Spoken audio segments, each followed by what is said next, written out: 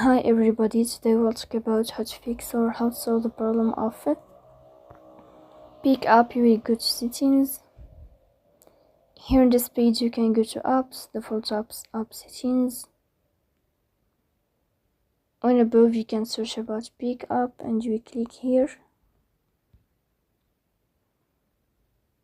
Then this page of app info you can click on first stop and you can click OK.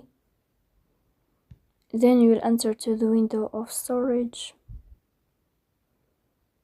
Here you can click on clear cache, but pay attention, don't click clear data because that can delete your account. In the end you can turn off your phone and you can turn on your phone again. So please don't forget to support us by like and subscribe. See you next time in another video, and thank you for your attention and your watching.